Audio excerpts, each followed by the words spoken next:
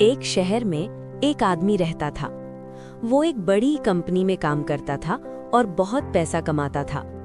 लेकिन उसकी एक समस्या थी, उसके पास अपने परिवार के लिए समय ही नहीं था। उसका एक छोटा बेटा था, आर्यन। आर्यन हर शाम अपने पिता का इंतजार करता था, लेकिन उसके पिता हमेशा देर से घर आते थे। एक रात उसके पिता बहुत देर से घर आए। आर्यन अभी भी जाग रहा था। पिता ने पूछा, तुम अभी तक सोए नहीं? आर्यन बोला, पापा मुझे आपसे एक सवाल पूछना है। पिता बोले, हाँ पूछो।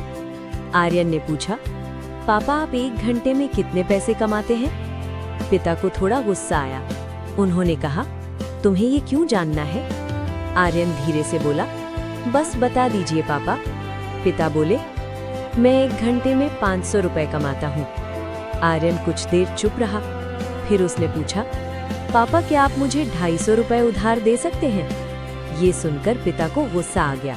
उन्होंने कहा, क्या तुम्हें फिर से कोई खिलौना खरीदना है? मेरा समय बर्बाद मत करो। आर्यन कुछ नहीं बोला, वो चुपचाप अपने कमरे में चला गया।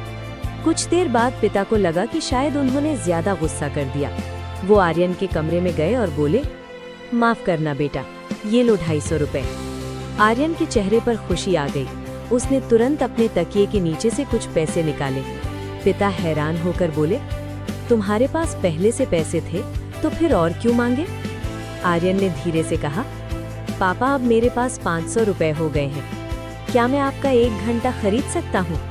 कल आप 1 घंटा जल्दी घर आ जाइए, मुझे आपके साथ बैठकर खाना खाना है। ये सुनकर पिता की आंखों में आंसू आ गए। उन्हें समझ में आ गया कि वो पैसा कमाने में इतने व्यस्त हो गए थे कि उन्होंने अपने बेटे के लिए समय ही नहीं निकाला।